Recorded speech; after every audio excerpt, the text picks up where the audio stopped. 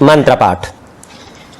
ओम शन्नो मित्रः शं वरुणः शन्नो भवत्वर्यमा शन्न इन्द्रो बृहस्पतिः शन्नो विष्णुरुक्रमः।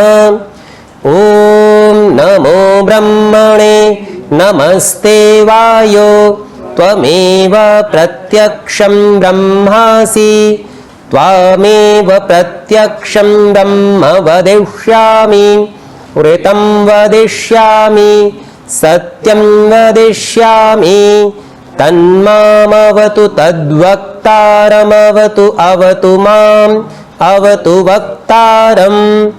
ओम शांति शांति शांति। इस कक्षा को ऑफलाइन सुनने वाले सज्जनों में से किसी का कोई प्रश्न हो तो इस समय पूछ सकते हैं।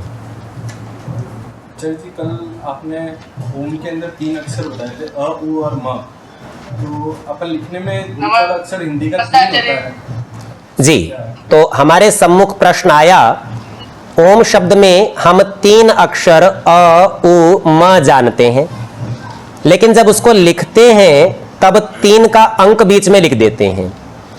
ये 3 का जो अंक निर्देश है यह इसके प्लोत अर्थात दीर्घ काल तक उच्चारण किए जाने का प्रतीक है। तो इसको दर्शाने के लिए ये 3 अंक है। वास्तव में ये ओ का अवयव नहीं है, ये पहचान का चिन्ह मात्र है। इससे पता चलता है इसको कितना लंबा बोलना है, केवल इसके लिए यह 3 का अंक दिया है। हाँ जी, अन्य कोई प्रश्न? ये ईश्वर ओम सर्वोत्तम नाम है, तो ये दूसरा नाम भी दिए विराट आदित्य ईश्वरीय नाम। ठीक है, अगला प्रश्न हमारे सम्मुख है, यदि ओम परमेश्वर का सर्वोत्तम नाम है तो अन्य नाम जो विराट आदि हैं उनका क्या प्रयोजन है? तो सबसे पहले तो ऐसे समझना चाहिए कि किसी भी व्यक्ति अथवा वस्तु का एक नाम मुख्य और शेष नाम गौण हुआ करते हैं। जैसे घर में उपस्थित एक ही व्यक्ति को पिताजी, चाचा जी, भाई, मित्र, पुत्र, पति आदि अनेक नामों से पुकारा जाता है। ये नाम परिस्थिति जन्य है। जैसे एक भाई अपने साथी को भाई नाम से कहता है, एक बालक पिता नाम से पुकारता है और एक पिता पुत्र नाम से पुकारता है। तो सब गौण नाम किसी परिस्थिति विशेष को, किसी संबंध विशेष को या किसी गुण विशेष को कहते हैं। यह चर्चा आपको इसी पाठ में आगे देखने को मिलेगी। मां बताएंगे ये इतने नाम क्यों होते हैं। अभी संक्षेप में समझ लीजिए, इन गुण कर्म स्वभाव को बताने के लिए ये गौण नाम बनाए गए हैं। परंतु वैसा नाम जो केवल एक ही का हो, अन्य किसी का ना हो, इस प्रकार का सर्वोत्तम नाम और अनेक शब्दों को, अनेक नामों को अपने अंदर धारण कराने वाला यह ओम इस प्रकार का नाम है। ठीक है जी? हाँ जी, अन्य कोई प्रश्न?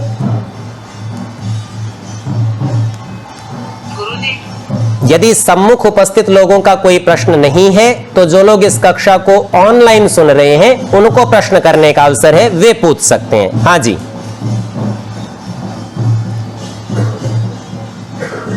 हाँ जी, जो लोग ऑनलाइन इस कक्षा को सुन रहे हैं यदि उनका कोई प्रश्न हो तो पूछ सकते हैं। ओम गुरु जी। हाँ जी, गुरु जी, ये जब परमेश्वर अप्रसिद्ध और उसके अतुल्य भी कोई नहीं, एक बार ये दोबारा बताओ जी। हाँ देखिए, जो पंक्ति आपने बोली है कि परमेश्वर अप्रसिद्ध भी नहीं और कोई उसके अतुल्य बोल दिया आपने।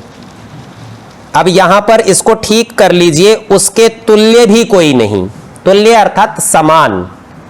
तो परमेश्वर सबसे अधिक प्रसिद्ध है और परमेश्वर के समान दूसरा कोई नहीं है। अर्थात परमेश्वर अप्रसिद्ध नहीं है। कोई कहे जी मुझे पता ही नहीं, पता तो सभी को है, सब जानते हैं परमेश्वर नाम की कोई चीज संसार में व्यवहार में आती रहती है। हमने ना देखा हो अलग बात है, हमको अनुभव ना हुआ हो या अनुभव का हमको यह ना पता हो कि यह परमेश्वर का अनुभव है, यह तो संभव है, पर वो अप्रसिद्ध नहीं है। जैसे इस संसार में अनेक व्यक्ति बहुत प्रसिद्ध हैं, पर मैंने देखे ही नहीं, आज तक मिला ही नहीं, वे विदेश में रहते हैं, तो इससे उनकी प्रसिद्धि में कोई कमी नहीं आती। हमने किसी के माध्यम से, किसी तंत्र से, व्यक्ति से, समाचार पत्रों से, दूरदर्शन आदि से इनकी चर्चा सुनी है, तो अन्य लोगों से सुनी गई चर्चा भी प्रसिद्धि के अंतर्गत है। परमेश्वर इसी प्रकार का प्रसिद्ध द्रव्य है, अर्थात ऐसी चीज जो सबको पता है कि भाई है, अथवा हो सकती है, अथवा बहुत से लोग मानते हैं। तो यह है कि उस जैसा दूसरा कोई प्रसिद्ध नहीं और उसके तुल्य भी कोई नहीं, अर्थात उसके समान ही कोई नहीं, उससे अच्छा तो कहां से होगा। इस पंक्ति का यह तात्पर्य है। ठीक है जी, ठीक है गुरुजी, धन्यवाद। हाँ जी, अन्य कोई प्रश्न? अन्य किसी का कोई प्रश्न? गुरुजी, जी, अग्नि का मतलब क्या होता है? ठीक है, हमारे सामने प्रश्न है अग्नि शब्द का अर्थ क्या है। तो अग्नि शब्द के अनेक अर्थ हैं। अग्नि शब्द का सबसे प्रसिद्ध अर्थ तो है आग। आप यज्ञ कुंड में देखते हैं, चूल्हे में देखते हैं, उसे अग्नि नाम से कहते हैं। पर इस अग्नि शब्द के अन्य भी कई अर्थ हैं। जैसे अग्रणी भवति, जो आगे रहता है उसे अग्नि कहते हैं। आप प्रतिस्पर्धा कर रहे हैं, दौड़ लगा रहे हैं, तो जो व्यक्ति प्रथम स्थान पे आया उसका नाम अग्नि हो सकता है, उसे अग्नि कह सकते हैं, ये सबसे तेज है। अंधेरे में आप मशाल लेकर चलते हैं और वह सबसे आगे रखी जाती है ताकि आगे का मार्ग दिखता रहे, इसीलिए उसे अग्नि कहते हैं। सेना में सेनापति जो सबसे आगे खड़ा होता है उसे अग्नि कहते हैं। किसी जल से जुलूस में आगे रहने वाले नेता को, क्योंकि वह भी आगे खड़ा है, उसे भी अग्नि नाम से कहते हैं। अपने मध्य में उपस्थित सबसे बड़े विद्वान को, श्रेष्ठ विद्वान को, जिसे हम सबसे आगे समझते हैं, उसे भी अग्नि कहते हैं। और प्रत्येक क्षेत्र में जो आगे हो उसे अग्नि नाम से कह सकते हैं। ठीक है जी, हाँ जी, अन्य कोई प्रश्न? गुरुजी, जी, योगी मतलब क्या होता है? योगी का मतलब? ठीक है, आपका प्रश्न है योगी किसे कहते हैं। सबसे पहले समझिए, योग एक प्रक्रिया का नाम है। यह प्रक्रिया जीवन जीने की प्रक्रिया है और जो व्यक्ति इस प्रक्रिया का अभ्यास करता है उसे योगी कहते हैं। सामान्य तौर पर समझिए, जो व्यक्ति खेल खेलता है उसे खिलाड़ी कहते हैं, जो व्यक्ति दौड़ता है उसे धावक कहते हैं। तो इसी प्रकार से किसी क्रिया को करने से उस व्यक्ति का नाम उस क्रिया से संबंधित हो जाता है। तो योग की क्रिया का अभ्यास करने वाले व्यक्ति को योगी कहते हैं। ठीक है जी, हाँ जी, अन्य कोई प्रश्न? अन्य किसी का कोई प्रश्न? ठीक है, यदि और प्रश्न नहीं है तो हम आगे के पाठ को देख लेते हैं। सत्यार्थ प्रकाश प्रथम समोल्लास को हम पढ़ रहे हैं, पृष्ठ संख्या 17 पर हैं। और कल हमने कुछ सामान्य सिद्धांत जाने थे। ओम शब्द 3 अक्षरों से बना है, अ, उ, म, इसका विचार किया था। अ से भी 3 नाम और देखे थे, उ से भी 3, म से भी 3। और वहां कहा था कि यह ओम शब्द इन सब नामों का वाचक और ग्राहक भी है। वाचक अर्थात बोलने वाला, अर्थात ये सब नाम ओम के परमेश्वर के हो सकते हैं। परमेश्वर को इन नामों से भी पुकारा जा सकता है, ये गुण परमेश्वर में होंगे। और ग्राहक अर्थात ग्रहण कराने वाला, अर्थात शास्त्र में कहीं हम विराट नाम देखें, आदित्य नाम देखें, प्राज्य नाम देखें या अन्य जो नाम गिनाए हैं उनको देखें, तो उन सब नामों से हम परमेश्वर का ग्रहण कर सकते हैं। तो ओम शब्द के अंदर ये सारे गुणवाचक गौण नाम समाहित हैं, इसीलिए ओम इन सब को बोलता, इन सब को अपने अंदर समेट के रखता है। तो ओम इनका वाचक भी है और ग्राहक भी है। अब इस चर्चा को थोड़ा और आगे बढ़ाते हैं और कहते हैं, जो आप ऐसा कहें, यह वाक्य स्वामी जी महाराज की ओर से कहा गया है।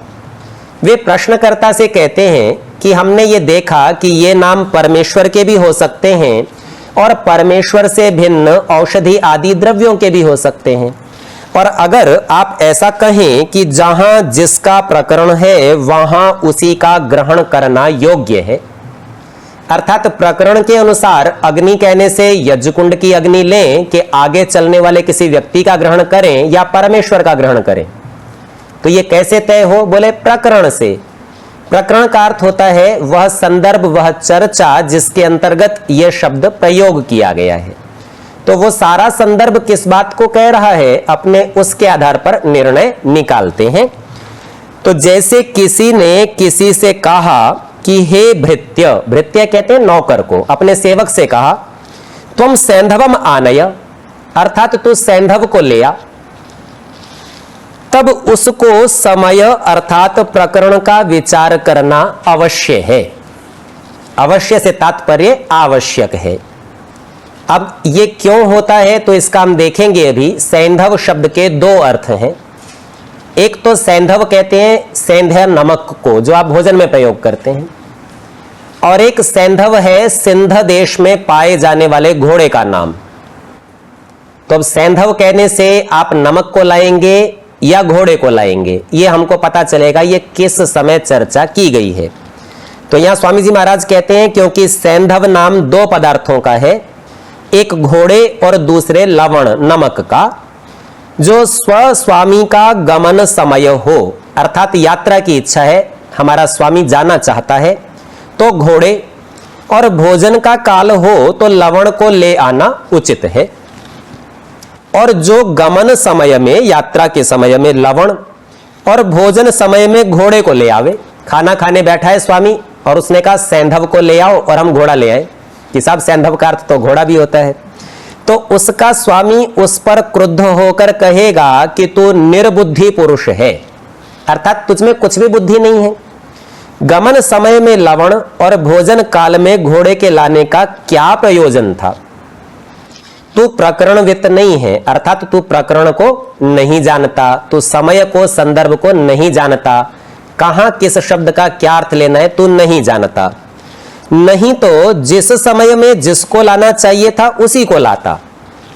जो तुझको प्रकरण का विचार करना आवश्यक था वह तूने नहीं किया, इससे तू मूर्ख है और मेरे पास से चला जा। तो ये ध्यान रखिए, केवल उसको दोष ही नहीं देना, उसको अपने से दूर भी कर देना, क्योंकि जो इस प्रकार का मूर्ख व्यक्ति है उसके साथ से सदा अपनी हानि हुआ करती है। लोक में अपने कई बार क्या सोचते हैं, बोले आदमी तो किसी काम का नहीं है, पर चलो भीड़ बढ़ाने के काम तो आ ही रहा है। पर यह ध्यान रखिए, यदि आपके साथ मूर्खों का समुदाय रहा तो निश्चित रूप से यह जानिए कि आपके प्रयोजन की हानि अवश्य होकर रहेगी। तो ऐसे व्यक्तियों को प्रयोजन का ज्ञान न होने से, प्रकरणवित न होने से स्वामी जी महाराज अपने से दूर होने का उपदेश करते हैं। कहते हैं इससे क्या सिद्ध हुआ कि जहां जिसका ग्रहण करना उचित हो वहां उसी अर्थ का ग्रहण करना चाहिए। तो बोले आप यदि ये समझदारी की बात कहते हैं तो हमारी आपसे सहमति है, हम भी यही कहते हैं कि प्रकरण के अनुसार उसका ग्रहण करना चाहिए। तो ऐसा ही हम और आप सब लोगों को मानना और करना भी चाहिए। तो मंत्र का प्रारंभ किया था। मंत्र में सबसे पहला पद ओम था। ओम शब्द का एक अच्छा सा व्याख्यान किया, बताया यह 3 अक्षरों से मिलकर बना है। प्रत्येक अक्षर से भी अनेक नामों का ग्रहण होता है और इस प्रकार सभी नाम इस ओम के अंतर्गत आ सकते हैं। अब यहां तक बताया और यहां तक बताते बताते एक आवश्यकता पता चली कि भाई साथ साथ प्रकरण का ज्ञान भी करा दें तो अच्छा रहेगा, क्योंकि इस ग्रंथ में भी अनेक जगह प्रकरण लगेंगे और बार बार जब संदर्भ आएंगे तो चर्चा प्रकरण के बिना नहीं होगी। तो ऐसा ना हो कि कोई आगे भूल में पड़े, इतने सारे नाम आएंगे, किस नाम से किसका ग्रहण करना, तो बोले प्रकरण से ग्रहण करना। तो साथ साथ यहां पर यह 2 सिद्धांत भी सिखा दिए। एक सिद्धांत प्रकरण का था और एक बाधित न्याय का था कि जो सम्मुख उपस्थित हो, सहजता से प्राप्त हो, पहले उसका ग्रहण करना चाहिए और उससे प्रयोजन सिद्ध ना हो तो दूर जाना चाहिए। इसी प्रकार का एक और न्याय मीमांसा दर्शन में आता है, वहां उसको अर्क मधु न्याय के नाम से कहते हैं।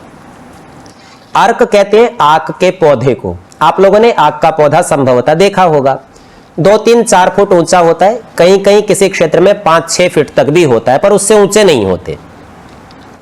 अब इस आक के पौधे में जो आपके अति निकट है, 5-6 फीट ऊंचा है, मधुमक्खी का छत्ता लगा हुआ हो और आपको शहद चाहिए, तो इसमें से तोड़ेंगे, अथवा कहें नहीं साहब हम तो पहाड़ पे चढ़ेंगे, 500, 700, 1000 फीट ऊपर जाएंगे और वहां से लेके आएंगे। तो जो व्यक्ति निकट में उपस्थित पदार्थ को छोड़कर दूर से उस पदार्थ के ग्रहण की इच्छा करता है, वह बाधित न्याय से मूर्ख कहलाता है। तो हमने यहां प्रारंभिक प्रकरण में ही 2 बातों का ग्रहण किया। इस ग्रंथ के देखते समय हमें वक्ता के तात्पर्य जो तत्काल अर्थ निकलता है प्रारंभ में, उसका विचार करना है, और उसके साथ यदि प्रकरण संगत नहीं हो तो हम दूसरे अर्थों को सोच सकते हैं, अन्यथा सीधा उन अर्थों से काम चलाना है। तो 2 महत्वपूर्ण सिद्धांत सिखा के अब स्वामी जी महाराज इस मंत्र का आगे और अर्थ करने का प्रयत्न कर रहे हैं। तो लिखते हैं अथ मंत्रार्थः, ये जो वेद का मंत्र ओम शन्नो मित्रः था, अब इसमें सबसे पहले यह ओम नाम परमेश्वर का है, और जितने नाम आए शन्नो मित्रः, शम वरुणः, मित्र वरुण आदि जितने नाम आएंगे, ये सब नाम भी परमेश्वर के वाचक हैं। ये बताने के लिए स्वामी जी महाराज अनेक प्रमाण उपस्थित करते हैं। सबसे पहला प्रमाण रखा ओम खम ब्रह्म, अत्यंत सरल है, यजुर्वेद के 40वें अध्याय के 17वें मंत्र का यह अंश है। खम कहते हैं आकाश के समान, ब्रह्म कहते हैं व्यापक सबसे बड़ा। ओम वह परमेश्वर कैसा है, जैसे आकाश सब जगह व्यापक है, वह भी सब जगह व्यापक है। अब यहां इतना ध्यान देना है, ये उपमा है। उपमा तुलना में दी जाती है। जब आप किसी की अच्छाई या बुराई बताना चाहते हैं तो उससे अधिक अच्छे या उससे अधिक बुरे का नाम लेते हैं। जैसे किसी का चेहरा बहुत चमक रहा हो तेज से, तो आप कहते हैं ये सूर्य के समान चमक रहा है। अब सचमुच किसी व्यक्ति का चेहरा सूर्य के समान नहीं चमक सकता, पर सूर्य उससे बढ़कर है, इसीलिए उसकी प्रशंसा करने के लिए बड़ी उपमा देते हैं। और किसी की निंदा करनी हो तो कहते हैं यह व्यक्ति नहीं है, यह तो राक्षस है। अब वह व्यक्ति वास्तव में राक्षस नहीं है, पर राक्षस क्योंकि उससे अधिक बढ़कर निंदनीय है, तो उससे अधिक बढ़े हुए से उसकी तुलना कर देते हैं। अब परमेश्वर की तुलना करनी हो तो उससे बड़ा तो कोई होता ही नहीं, और उसके बराबर भी कोई नहीं होता। तो परमेश्वर को जितनी भी उपमाएं दी जाती हैं वो उससे कम दी जाती हैं। पर उपमा देते हुए हम ये ध्यान रखते हैं कि जो भी संभव उपमा हो, संसार में जो सर्वश्रेष्ठ उपमा हो वो दे दें। यद्यपि परमेश्वर उससे पूरा बताया नहीं जा सकता, पुनरपि समझाने के लिए। तो व्यापकता की दृष्टि से, बड़े होने की दृष्टि से आकाश से बड़ा कुछ भी नहीं दिखाई देता। नहीं दिखाई देता तो परमेश्वर को चलो हीन उपमा ही सही, पर आकाश से कहे देते हैं कि आकाश के समान व्यापक। वास्तव में वह आकाश से भी अधिक व्यापक है। देखिए वेदों में ऐसे ऐसे प्रकरणों में ओम आदि परमेश्वर के नाम हैं, अर्थात ओम, मित्र, वरुण, अर्यमा, ये जितने नाम मंत्र में आए हैं, इन सब से संबंधित कुछ उदाहरण स्वामी जी महाराज यहां दिखा रहे हैं। अगला उदाहरण छांदोग्य उपनिषद से दिया। कहते हैं ओम इति एतत् अक्षरम उद्गीतम उपासीत। अब यहां जो संस्कृत में अंश लिखे हुए हैं, इसी से संबंधित व्याख्यान ठीक इसके आगे की हिंदी के व्याख्यान में है। तो आप अपनी पुस्तक में एक हाथ से संस्कृत के अंश को स्पर्श कर लीजिए और एक हाथ से हिंदी के अंश को, और साथ साथ अर्थों को समझ लीजिए।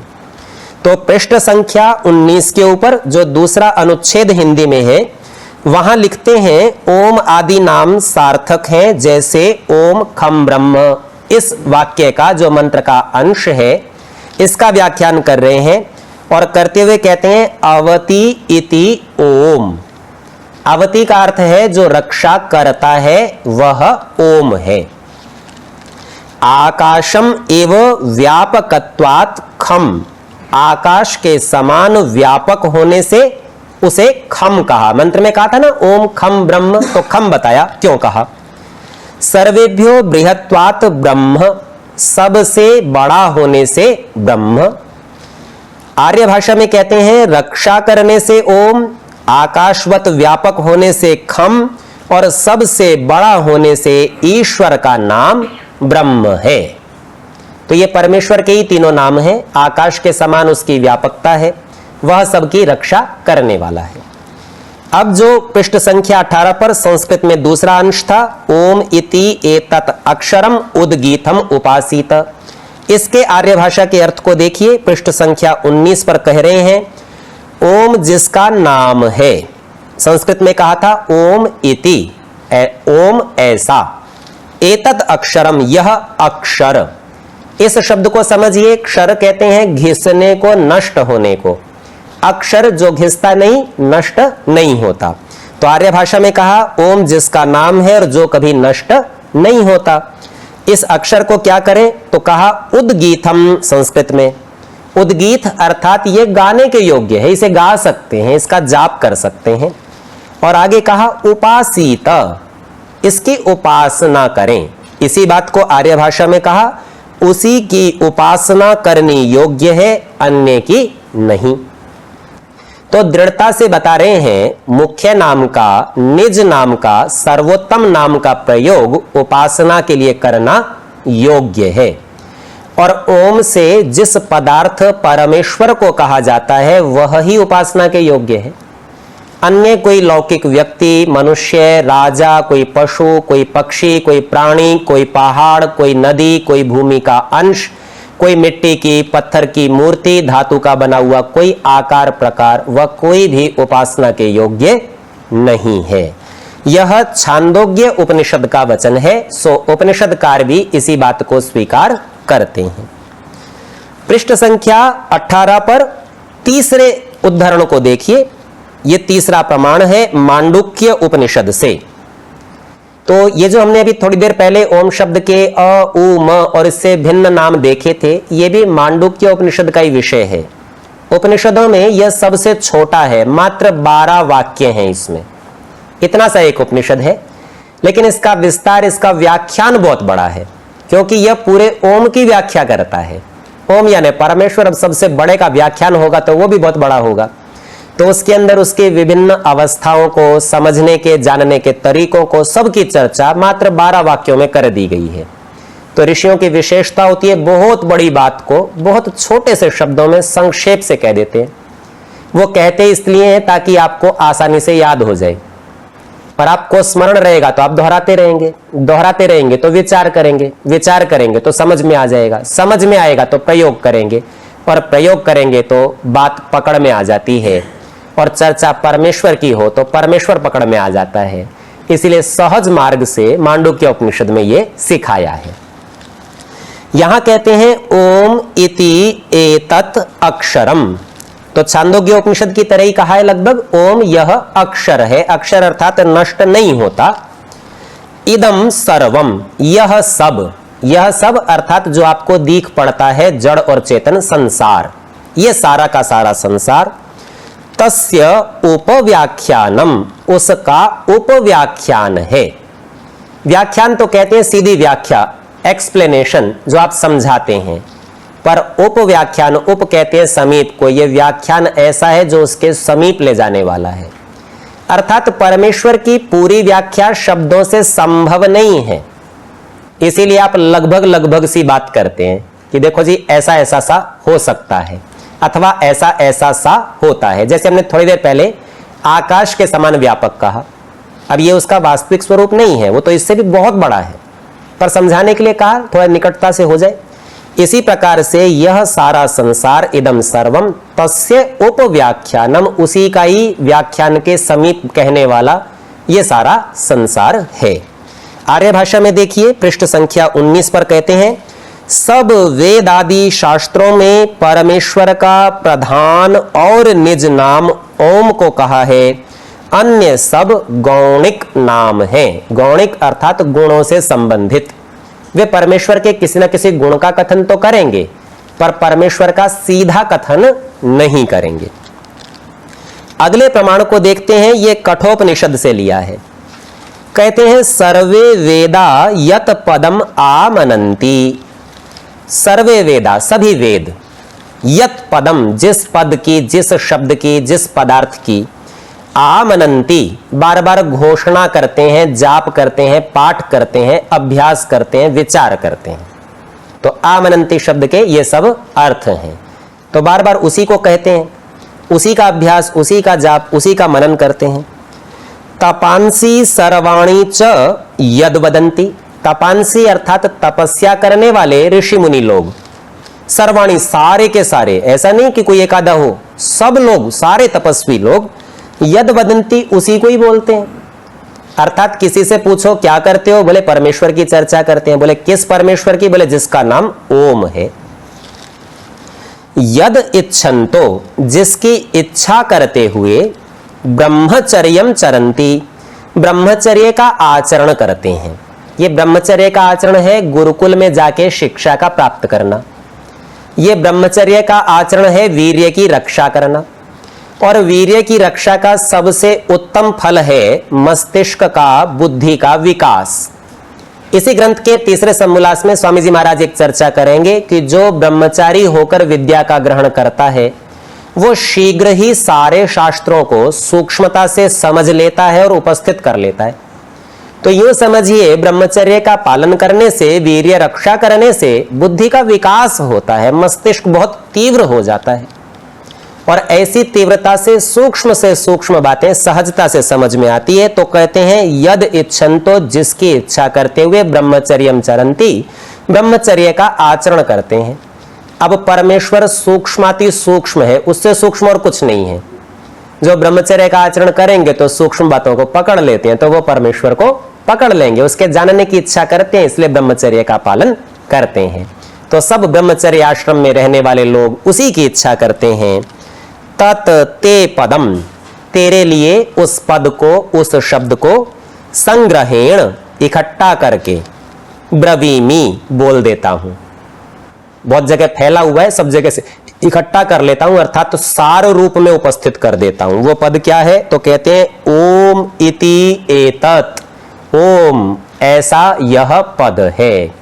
तो सारे संसार का व्याख्यान करना हो, सब तपस्वियों का लक्ष्य हो, सब लोग उसकी इच्छा करते हुए ब्रह्मचर्य को करते हो, सब वेद आदि शास्त्र उसी का कथन करते हो, वो शब्द है ओम। तो ये कठोपनिषद का वाक्य। इसी के अर्थ को आर्य भाषा में पृष्ठ संख्या 19 पर आप देखिए, कहते हैं क्योंकि सब वेद, सब धर्मानुष्ठान रूप तपश्चरण, तपस्याएं जिसका कथन और मान्य करते, उसे ही बार बार कहते और उसको स्वीकार करते, और जिसकी प्राप्ति की इच्छा करके ब्रह्मचर्य आश्रम करते हैं, उसका नाम ओम है। अर्थात इन सब साधनों से वह परमेश्वर पकड़ में आता है, और उसका मुख्य नाम ओम यहां कठोपनिषद में बताया है। अगले 2 श्लोक मनुस्मृति से लिए गए हैं। महर्षि मनु का मंतव्य यहां उद्धृत कर रहे हैं। तो पृष्ठ संख्या 18 पर प्रमाण में कहा, प्रशासितारम सर्वेशाम। प्रशासिता कहते हैं शासन करने वाले को, राजा को, शासक को। वो प्रशासितारम, शासक को। किनका शासक? तो बताया सर्वेशाम, सबका शासक, सबके ऊपर विराजमान है, सबको अपने नियंत्रण में, अपने नियम में चलाता है। और कैसा है? तो कहा अणियांसम अणोर अपि, अणो यानी अणु से भी, अणोर अपि अणु से भी। कैसा? अणियांसम, अणु से भी अणु, छोटे से भी छोटा, उससे छोटा कुछ नहीं है। संसार में जो भी आप छोटे से छोटा पदार्थ देखेंगे उससे छोटा वो है, पर छोटा होते हुए भी सबका शासक है। सर्वेशाम प्रशासितारम। रुक्माभम, रुक्म कहते हैं स्वर्ण के समान चमक को, आभा तेज, चमक, तो जो सोने के समान चमकीला है। अब ऐसा मत समझिएगा कि सोना कुछ पीला सा, सुनहरा सा दिखाई देता है तो परमेश्वर का ऐसा रंग होगा। वास्तव में सबसे अधिक चमकीले पदार्थ से कहना चाहते हैं। और सूर्य का स्वरूप भी स्वर्ण जैसा होता है, इसीलिए अनेक स्थलों पर परमेश्वर को आदित्य वर्णम, सूर्य के रंग जैसा, ऐसा कह देते हैं। तो हमने आपको बताया था उसका रंग तो कोई है नहीं, पता भी नहीं है किसी को, बस बताने के लिए कि सबसे अधिक चमकीला, सबसे अधिक तेजस्वी, सबसे अधिक प्रकाश से युक्त, ऐसा बताना था। तो कह दिया साहब रुक्म आभम, जैसे स्वर्ण चमकता है इस प्रकार बहुत अधिक तेज से युक्त। स्वप्नधि गम्यम, स्वप्न माने, हम सब सोचते हैं स्वप्न माने सोना, पर आप जानते हैं आप सोए हुए हो और उस समय में आपको स्वप्न आते हैं तो आप कुछ ना कुछ घटनाक्रम में लगे होते हैं, कुछ जान रहे होते हैं। धी कहते हैं बुद्धि को, ऐसी बुद्धि जिसमें आप जानते हैं। यहां स्वप्न धी से तात्पर्य समाधिस्थ बुद्धि से है। आप समाधि की अवस्था में जागे हुए भी होते हैं और ईश्वर का आनंद भी ले रहे होते हैं, उसे समझ भी रहे होते हैं। तो स्वप्न धी से तात्पर्य है समाधिस्थ लोगों की जो बुद्धि है, उस बुद्धि से गम्यम, गम्यम अर्थात प्राप्त होने योग्य, उस तक पहुंचा जा सकता है। तो उस बुद्धि से विद्यात, जानना चाहिए, उसका ज्ञान करना चाहिए। किसका? तम पुरुषम परम, उस परम पुरुष का। तो उस परम पुरुष को समाधिस्थ बुद्धि से जाना जाता है। वह स्वर्ण के समान चमकीला है, सूक्ष्म से भी सूक्ष्म है और सबका शासक है। तो ये महर्षि मनु ने ओम की चर्चा की, परमेश्वर की चर्चा की और बता रहे हैं। इस पद में तो कहीं भी ओम शब्द आया नहीं, पर अगले श्लोक को हम देखेंगे तो जो हमारे मंत्र में अनेक पद आए हैं उससे कुछ संगति लगेगी। तो दूसरे श्लोक में कहते हैं एतम अग्निम वदंती एके, एके माने कुछ एक लोग, अर्थात कुछ एक आचार्य लोग, एतम इसको अग्निम वदंती, अग्नि नाम से बोलते हैं। वो कहते हैं जिसके ऊपर चर्चा की ना परमेश्वर की, कुछ आचार्य उसे अग्नि कहते हैं। मनुम अन्य, कुछ अन्य लोग हैं वो उसको मनु नाम से कहते हैं। प्रजापतिम, कुछ लोग उसको प्रजापति नाम से कहते हैं। इंद्रम एके, कुछ एक लोग इंद्र नाम से कहते हैं। परे प्राणम, और दूसरे लोग उसको प्राण नाम से कहते हैं। अपरे, कुछ अन्य लोग ब्रह्म शाश्वतम, सनातन ब्रह्म नाम से उसको कहते हैं। तो ये दोनों श्लोक मनुस्मृति के 12वें अध्याय में एक ही ठिकाने लिखे हैं, एक साथ लिखे हैं। तो जब चीजें साथ साथ लिखी जाती हैं तो हमने भूमिका के प्रसंग में देखा था आसक्ति, जिन पदों का परस्पर संबंध हो उन्हें साथ साथ लिखना अथवा बोलना। महर्षि मनु ने इन पदों को साथ साथ लिख दिया। इनमें आसक्ति है, आसक्ति है अर्थात परस्पर संबंध है।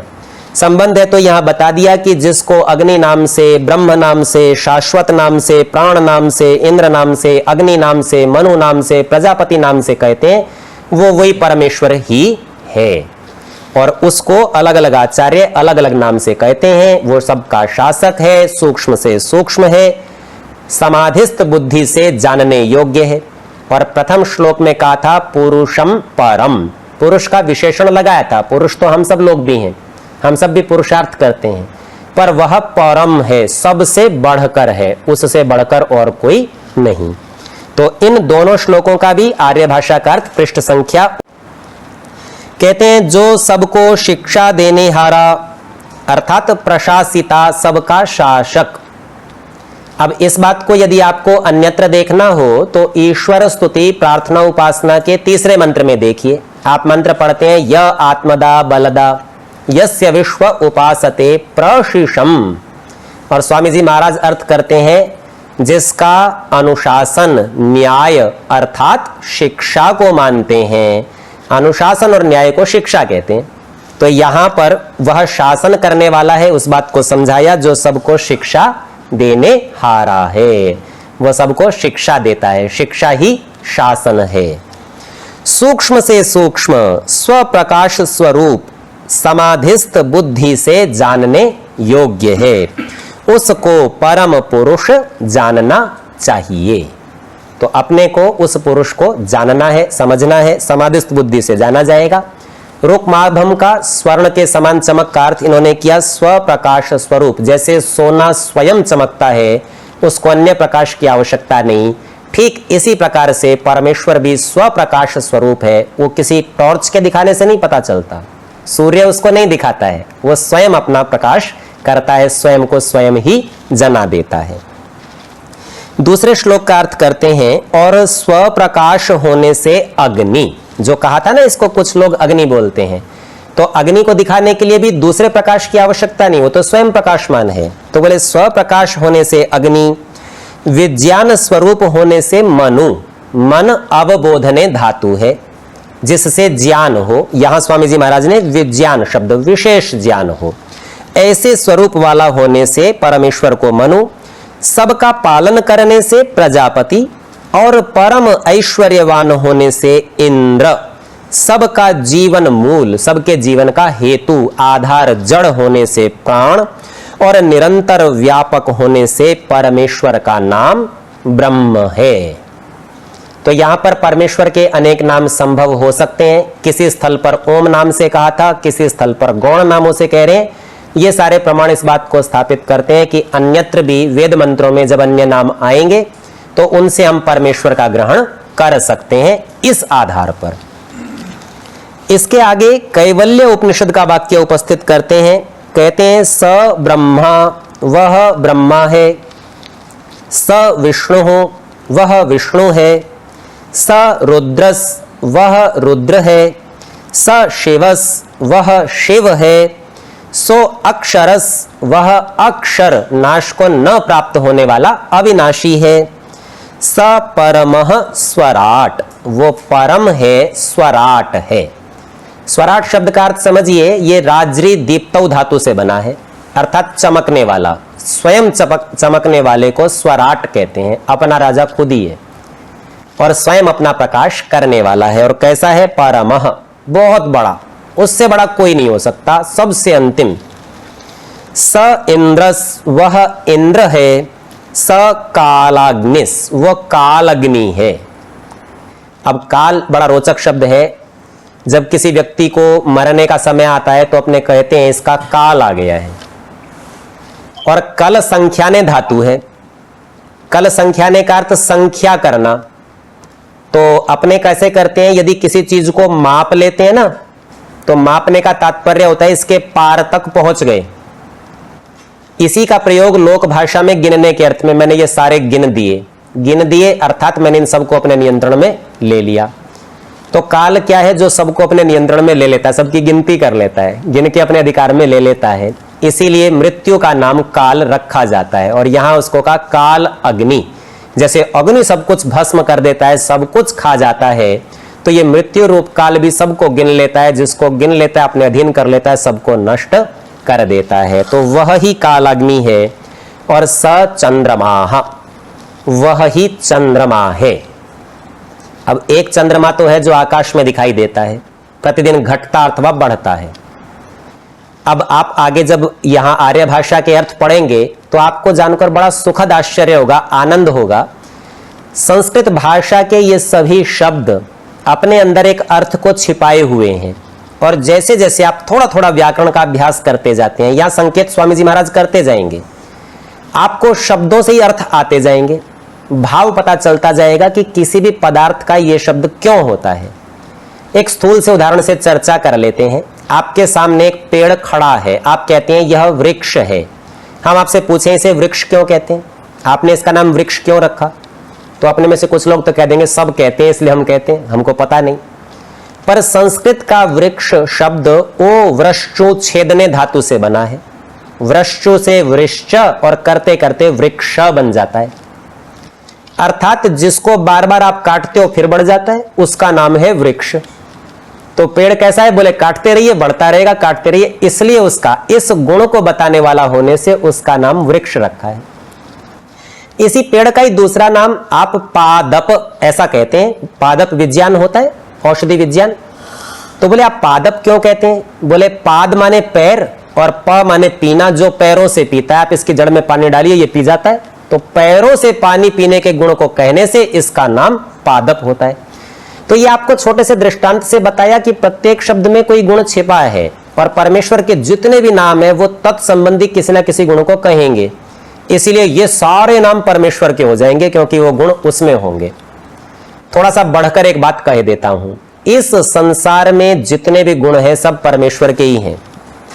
और परमेश्वर से वो गुण चाहे जड़ पदार्थ में आए हो चाहे चेतन में आए हो। जैसे परमेश्वर को कहा स्वप्रकाश स्वरूप, उसी प्रकार सूर्य भी स्वप्रकाश स्वरूप।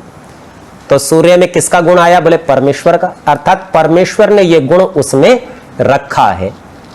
कोई व्यक्ति बहुत विद्वान हो जाता है तो हम कहते हैं बड़ा विद्वान है, और सबसे बड़ा विद्वान परमेश्वर। तो इस व्यक्ति में विद्या का गुण परमेश्वर द्वारा रखा गया है, स्वेच्छा से नहीं रखा गया। उस व्यक्ति के प्रयत्नों के परिणाम स्वरूप रखा गया है। जड़ पदार्थों में स्वयं की इच्छा नहीं होती तो वहां परमेश्वर व्यवस्था के लिए रखता है और चेतन व्यक्ति उस परमेश्वर के गुणों को प्रयत्न से प्राप्त कर सकते हैं। तो यहां तक हमने कुछ प्रमाणों को देखा जिसमें यह जाना कि ओम परमेश्वर का मुख्य और निज नाम है और परमेश्वर को अन्य अनेक नामों से कहा जा सकता है और वे सभी नाम उसके किसी न किसी गुण का प्रदर्शन करते हैं। आज के पाठ का समय समाप्त होता है। आज के पाठ से संबंधित जो आपकी शंकाएं हैं उनको कल के पाठ में प्रारंभ में हम लोग देखेंगे, पश्चात अगला पाठ करेंगे। ओम